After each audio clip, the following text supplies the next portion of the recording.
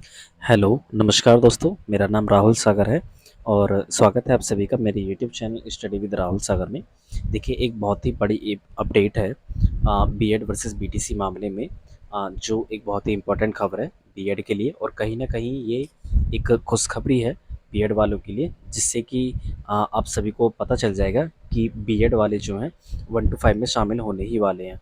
मतलब क्योंकि उनका पक्ष बहुत ही ज़्यादा स्ट्रॉन्ग तरीके से अब रखा जाएगा, क्योंकि जिस तरीके से चीज़ें चल रही हैं, चाहे वो बीएड का धरना प्रदर्शन हो या फिर अलग-अलग याचिकाओं का दर्ज हो जाना, और एक याचिका और दर्ज की गई है जिसमें सुप्रीम कोर्ट को जिसमें जो बीएड के अभ्यर्थी हैं सुप्रीम कोर्ट में अपने फंडामेंटल राइट्स का होने के उल्लंघन होने के बिहाफ पर वो कहाँ पर चले गए हैं, सुप्रीम कोर्ट।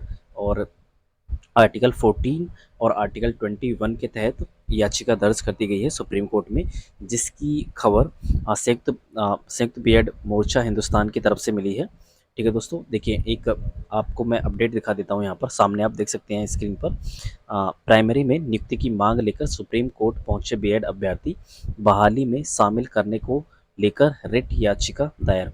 मतलब कि बिहार शिक्षक भर्ती में जो ये भर्ती हुई थी, उनमें आप सभी को पता होगा कि बीएड के रिज़ल्ट को रोकने की बात कही गई थी। तो उसी चीज़ को लेकर के ये रिट याचिका दायर हो चुकी है। मतलब कि जिसमें कि कहा गया है कि हमारे फंडामेंटल राइट्स का ये जो अपील की गई है, इसमें कहा गया है कि हमारे फंडामेंटल राइट्स आर्टिकल 14 और आर्टिकल 21 का उल्लंघन किया गया है। ठीक है, इसके बारे में मैं भी आपको बताऊँगा कि आर्टिकल 14 और आर्टिकल 21 क्या है। सबसे पहले हम इसके बारे में जानें, इसको पढ़ लेते हैं, ये याचिका किस तरीके से दायर की गई है। ठीक है, बिहार लोक सेवा आयोग की ओर से ली गई प्राथमिक शिक्षकों की नियुक्ति की परीक्षा में बीएड योग्यताधारी अभ्यर्थियों का रिजल्ट जारी करने तथा बहाली में शामिल करने को लेकर बीएड अभ्यर्थियों ने सुप्रीम कोर्ट का दरवाजा खटखटाया है। याचिकाकर्ता दीपांकर गौरव तथा मीकू पाल ने बताया कि बीपीएससी के नोटिफिकेशन के अनुसार ही बीएड उत्तीर्ण अभ्यर्थियों ने प्राइमरी शिक्षक के पद पर आवेदन किया था। उनकी परीक्षा भी ले ली गई है, लेकिन इसी बीच 11 अगस्त को देवेश शर्मा एवं राजस्थान सरकार बाद में सुप्रीम कोर्ट ने एनसीटीई के उस गजट को निरस्त कर दिया जिसमें बीएड पास अभ्यर्थियों को प्राइमरी में शिक्षक बनने के योग्य माना था। याचिकाकर्ताओं का कहना है कि चूंकि सुप्रीम कोर्ट के फैसले के पहले ही शिक्षक नियुक्ति प्रक्रिया काफ़ी आगे बढ़ गई थी, ऐसी स्थिति में उनका रिजल्ट जारी होना चाहिए। असमंजस में है बीएड के अभ्यर्थी प्राइमरी में शिक्षक बनाए जाएंगे या नहीं, और इस पर अब तक शिक्षा विभाग निर्णय नहीं कर सकी है। हालांकि कई बार बीएड के अभ्यर्थियों ने शिक्षा विभाग में आवेदन देकर असमंजस की स्थिति को समाप्त करने की गुहार लगाई है, लेकिन अब तक कोई निर्णय नहीं हो सका है। याचिकाकर्ताओं ने सुप्रीम कोर्ट में दायर अपनी याचिका में संविधान के अनुच्छेद आर्टिकल 21 जीवन और आजीविका का अधिकार, अनुच्छेद 14 की बात करें तो वहाँ पर समानता का अधिकार का हवाला दिया है, और बिहार से 3,90,000 जो बीएड पास अभ्यर्थी हैं उन्हें प्राथमिक विद्यालयों में शिक्षक नियुक्ति हेतु बिहार लोक सेवा आयोग द्वारा ली गई परीक्षा में शामिल हुए थे, जिनके रिजल्ट को लेकर संशय की स्थिति है। ये खबर आपने पढ़ ली है। ठीक है, ये दैनिक भास्कर की न्यूज़पेपर की ये कटिंग है।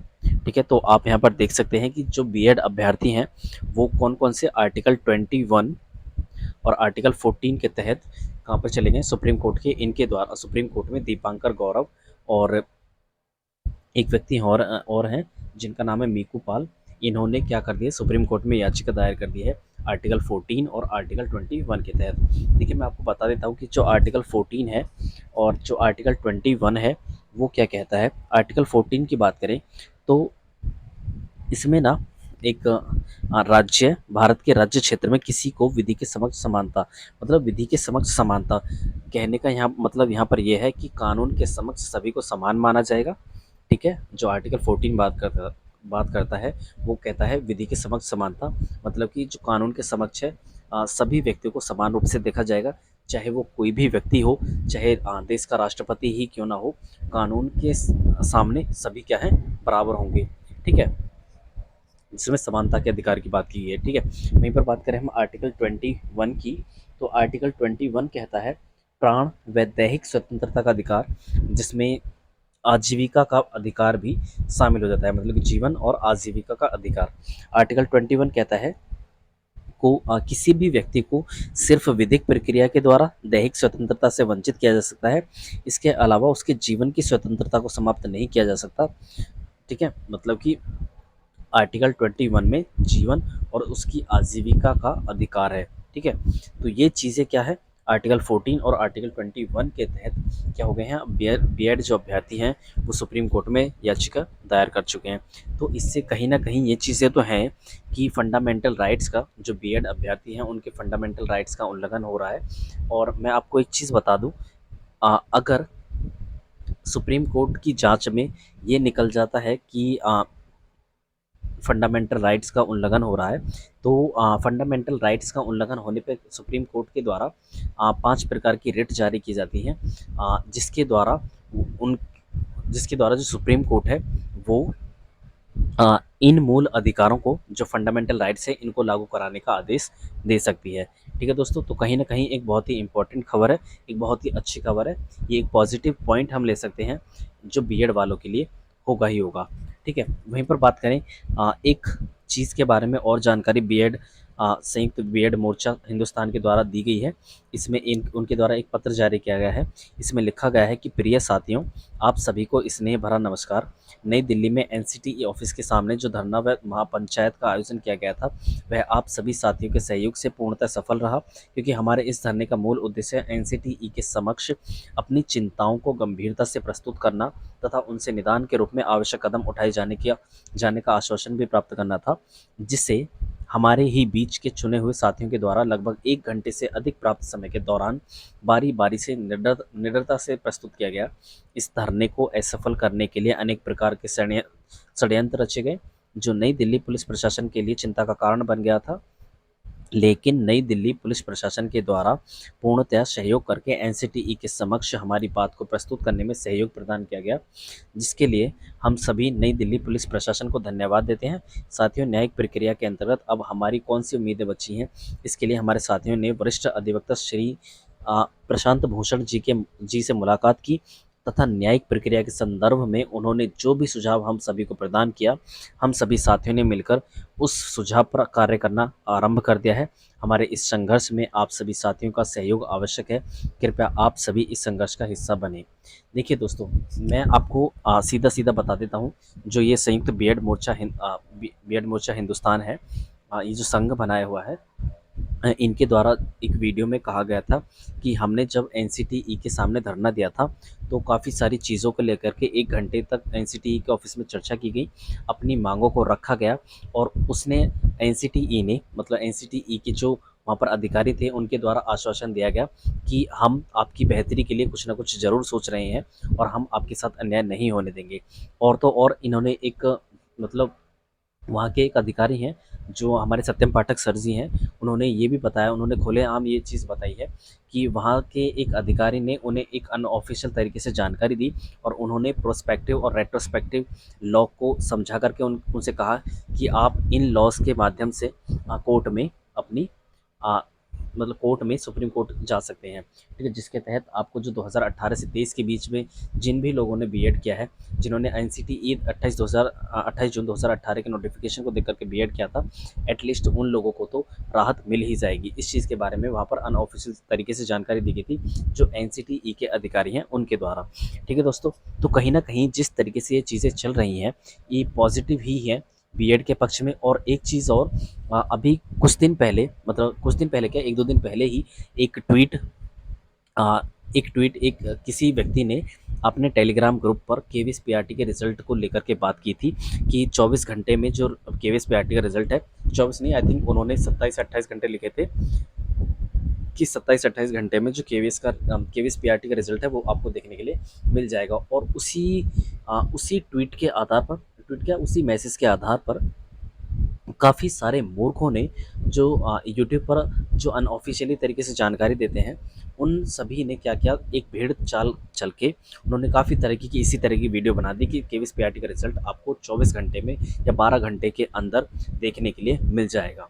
ठीक है, अब देखिए बात क्या हुई, काफ़ी समय बीत गया है, 48 घंटे से ज़्यादा हो गए हैं।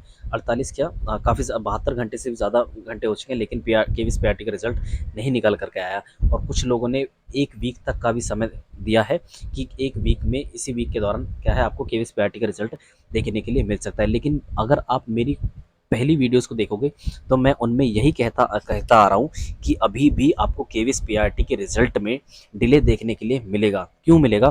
क्योंकि ये जो लोग दे रहे हैं ना जानकारी, देखिए एक तो ऑफिशियल तरीके से, अगर देखिए अगर केवीएस अगर ऑफिशियल तरीके से जानकारी देता है कि मैं केवीएस पीआरटी का रिजल्ट जारी करने वाला हूँ इस दिन, वो चीज़ें अलग है। बट जिस तरीके से ये अनऑफिशियल जानकारी निकल करके आती है, उनका कोई सोर्स नहीं होता, ठीक है, वो केवल अनुमान बेस्ड वो भविष्यवाणी कर देते हैं, और उनकी भविष्यवाणी हर बार क्या होती है, ये मतलब नाकामयाब हो जाती है ये उसको सिद्ध करने में, ठीक है।